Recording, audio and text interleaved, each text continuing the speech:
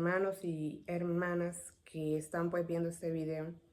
Seguimos con lo que es el estudio bíblico del libro según San Juan, el Evangelio según San Juan. En esta ocasión pues vamos a seguir estudiando lo que es el capítulo 18. Antes de nosotros, de yo pues poder darles a ustedes lo que yo pude estudiar y lo que pues pude tener la revelación de Dios, ¿verdad? En este estudio, puedo darles pues también un contexto histórico en general de lo que es el libro de Juan. El propósito del libro de Juan es demostrar contundentemente de que Jesús era el Hijo de Dios y que a través de su muerte nosotros íbamos a obtener lo que es la salvación y vida eterna, si nosotros creíamos en Él. Ese es el tema fundamental y central del libro de Juan. ¿Quién lo escribió? Obviamente fue el apóstol Juan, hijo de Zebedeo. Él lo escribió 70 años después de la muerte de Jesús y antes de que él fuera enviado, exiliado a la isla de Pascua. Para que entendamos, ¿verdad? El libro de Juan no se escribió directamente cuando Jesús estaba en la tierra, ¿verdad? Y ellos iban tomando nota, me imagino, pero cuando Juan se decidió escribir el libro del Evangelio de San Juan, valga la redundancia, fueron 70 años después de Jesús. Hay muchos información en el libro de Juan. El 90% del libro de Juan es completamente y meramente de ese evangelio. Si ustedes se fijan en los demás evangelios, hay parábolas que se repiten, hay milagros que se repiten, pero con diferentes perspectivas. Cada quien, ¿verdad? Cada uno de los evangelios que se tomó pues el tiempo de escribir los milagros y todos los sucesos que Jesús hizo en la tierra, ellos lo miraban desde su punto de vista y así fue como lo plasmaron en estos libros. El libro de Juan, para que nosotros pues sepamos, y es bonito pues saber esto, ¿verdad? A través del estudio de la palabra del Señor, no contiene varias cosas que los otros evangelios en la mayoría sí lo contienen. O sea, se repiten entre ellos, pero el libro de Juan no. Por ejemplo, el libro de Juan no incluye la genealogía de Cristo. Tampoco incluye el nacimiento de Jesús. Tampoco incluye la niñez de Jesús. No incluye lo que es la tentación de Jesús, la elección de los 12, las parábolas. Ninguna de las parábolas está en el libro de Juan. Ustedes lo pueden comprobar. La transgresión de Jesús, la gran comisión, ni su ascenso al cielo. Esas cosas para nosotros no las encontramos en el libro de Juan, cosas que sí se ven en los demás evangelios. Dicho esto, pues eso, ¿verdad? En contexto, ¿verdad? Histórico de lo que es el libro de Juan en general. Ahora vamos a entrar al tema pues del capítulo 18. En el capítulo 18, hermanos, el tema central de esto era Jesús obedeciendo el plan divino de Dios. ¿Era muy difícil de obedecerlo? Uy, muy difícil, y todo pues lo hemos leído en algún momento, ¿verdad? En la Biblia, o lo hemos visto pues a través de películas, todo el sufrimiento que Jesús tuvo que pasar para poder cumplir el propósito de venir a esta tierra para hacer el sacrificio, y a través de ese sacrificio la humanidad completa tuviera lo que es la salvación.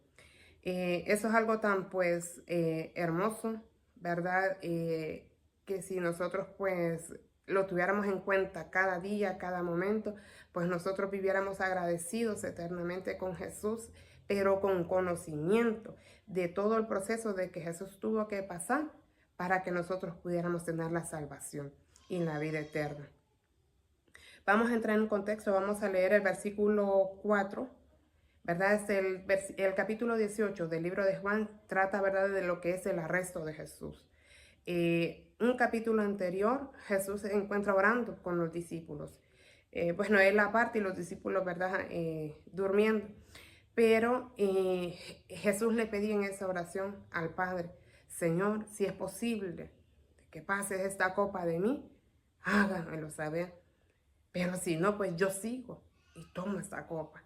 Entonces, Ya Dios, pues Jesús ya había hablado con ellos. En el capítulo anterior, en el 17 de Juan, miramos también lo que es la oración, la última oración que Jesús hace por sus discípulos y no solamente por ellos, sino por los venideros, o sea, por nosotros, cubriéndonos de todo mal. Y Él hace una oración tan hermosa en ese capítulo que en verdad es muy interesante y muy bonito de leer y detenerse a pensar cómo Jesús, aún antes de su muerte, estaba pensando en la protección de cada uno de nosotros. En el capítulo 4 del mismo, en el capítulo 18, perdón, versículo 4,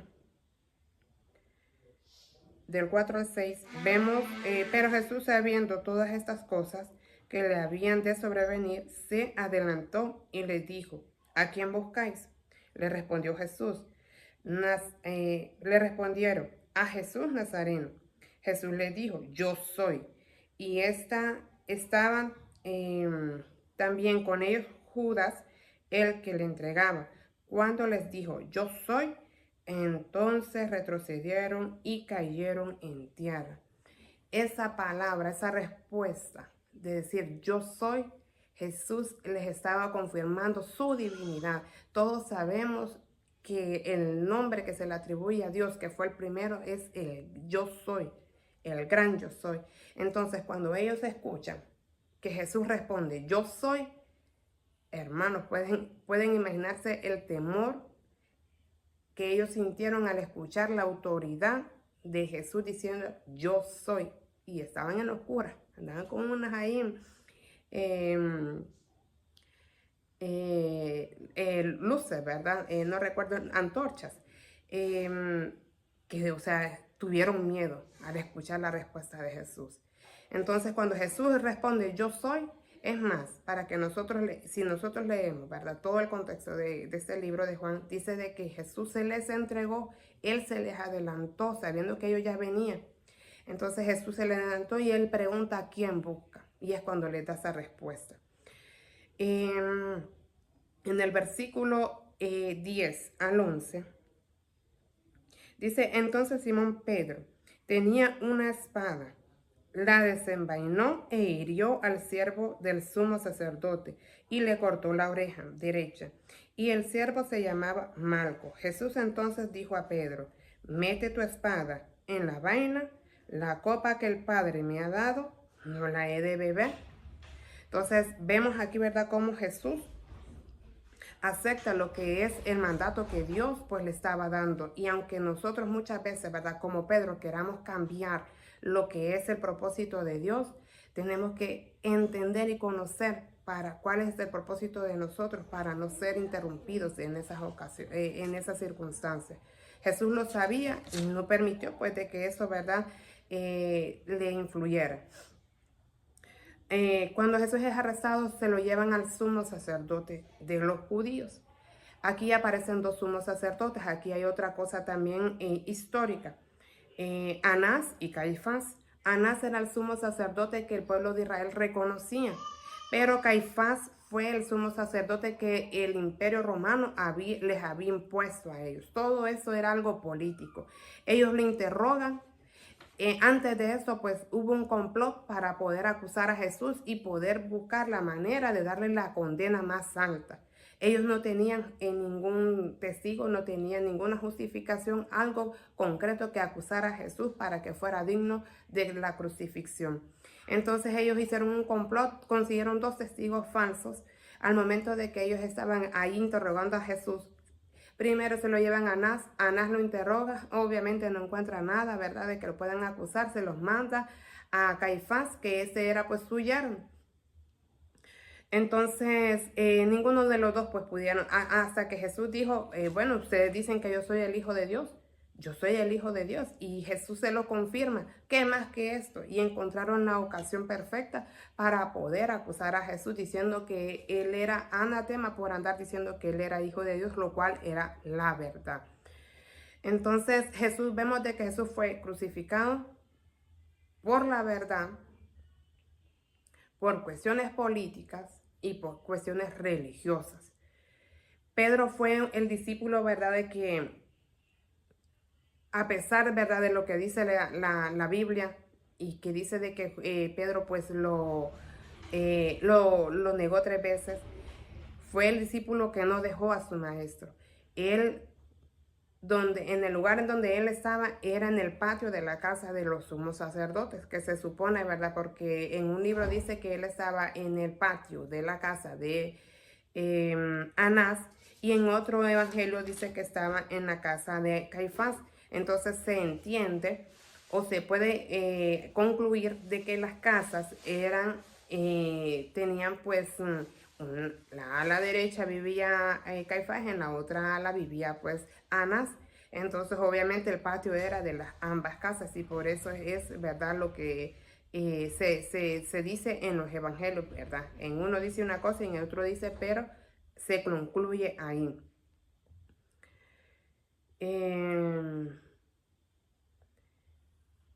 Ya después, ¿verdad?, de que ellos llegan, pues quería darles otro contexto histórico acá. Y es verdad, cuando dice de que Jesús le había dicho a Pedro de que lo iba a negar antes de que cantara el gallo, ya lo hubiese negado 3 veces. Eso es verdad, también hay un dato cultural. Eso lo encontramos también en Marcos 13:35 y ustedes lo pueden buscar por cuestiones de tiempo. Eso se refería a las 4 vigilias que ellos, ¿verdad?, tenían marcados en el día. Entonces la primera vigilia era de 6 a 9 de la noche. Esa se conocía como la vigilia de la tarde. La vigilia número 2 era medianoche. Esa era de 9 a 12. Y la tercera vigilia era el canto del gallo, que esa era de 12 a 3 de la mañana. Y la otra, ¿verdad?, la cuarta vigilia era por la mañana, que era de 3 a 6. Entonces, cuando Pedro se dio cuenta que había negado a Jesús y que se había cumplido aquella profecía que Jesús le había dicho, no fue un gallo el que cantó, sino fue el sonar de una trompeta que sonaba a las 3 de la mañana para marcar el cambio de vigilia de los guardias. Eso es, verdad, un dato pues cultural que nosotros pues debemos de seguir, aprender para poder entender lo que la palabra de Dios nos dice. Y me gustaría que leyeran en Marcos 13:35 para que puedan entender también esa parte. Pedro lo negó porque él era el discípulo que estaba más cerca de Jesús. Él andaba y estaba ahí cuando a Jesús se le estaba interrogando con los sumos sacerdotes. Este hombre no lo dejó solo a su maestro. Si él hubiera hecho como todos los demás discípulos, él se hubiera ido para su casa y él entonces no se hubiera atrevido a negar a Jesús, porque como él estaba tan cerca de todo lo que estaba pasando, la gente lo identificó, y por miedo, como todo humano, a que le pasara lo mismo de Jesús, por esas circunstancias, pues él se miró de que estaba pues obligado, por miedo pues lo hizo, ¿verdad? Humanamente lo podemos pues entender. Luego de estos, hermanos, rápidamente podemos ver de que después de que se va para donde los sacerdotes, se lo llevan donde Pilato. Pilato no lo encuentra culpable y no quiere cometer ese pecado de poder mandar a un hombre inocente a esa muerte de la crucifixión. Entonces él viene y le dice, ¿por qué me lo traen a mí? Llévenselo a Herodes, porque Herodes es el que gobierna en Galilea, y él es de Galilea, entonces no veo por qué me lo llevan. Se lo llevan para allá. A aquel también lo encuentra inocente, se lo devuelve a Pilato, y Pilato, queriendo salvar a Jesús, empieza una negociación con ellos. Lo voy a mandar a dar unos latigazos, y con eso pues ya él va a cumplir su pecado. Pilato se dio cuenta en ese momento de que era un odio de los principales religiosos. Era un odio hacia Jesús, no era algo justificado. Todo lo que ellos estaban haciendo era por odio. Entonces él no quería caer en ese juego, y tampoco quería él ser el culpable de la muerte de Jesús. Entonces manda a latigar a Jesús, y aún así vienen y dicen, no, crucifíquenla, crucifíquenla. El problema con eso, ¿por qué Pilato accedió a esto? Es porque ellos empezaron a decir de que si él no lo crucificaba, era traición al César. Entonces, si eso, ¿verdad?, se regaba y hacía un gran escándalo, corría peligro el puesto de de Pilato. Entonces, por esa razón, Pilato se vio obligado a entregar a Jesús. Incluso intentó nuevamente venir y negociar con ellos y les dice, bueno, viene la Pascua. Ustedes están acostumbrados a pedirme a un preso para darle libertad. Era para redimir a ese preso. En lugar de ellos, ¿verdad? Librar a Jesús y dejarlo libre, que él representaba la verdad, ellos prefieren a Barrabás. Barrabás era el que representaba el pecado, representaba todo lo que viene de parte de Satanás, y ellos le dieron libertad a lo que es el pecado y crucificaron a Jesús, que era la verdad. Esto es algo, ¿verdad?, de que hoy en día pues también se sigue dando. Muchas personas pues siguen prefiriendo, ¿verdad?, el pecado y crucifican a Jesús, lo que es la verdad. O muchos, ¿verdad?, niegan también lo que es la palabra del Señor, sin saber pues qué es lo que las consecuencias que nosotros estamos pues adquiriendo. Esto es pues de mi parte, ¿verdad?, lo que yo les puedo compartir y lo que yo pude pues explicarles, ¿verdad?, en todo este contexto. Así que le agradezco la oportunidad a mis pastores y también pues a ustedes por tomarse el tiempo y escuchar esta palabra. Les animo en el nombre de Jesús a seguir leyendo pues la palabra, a seguir, ¿verdad?, adquiriendo conocimiento para poder entender en realidad lo que Jesús nos quiere decir en su palabra. Dios les bendiga y muchas gracias.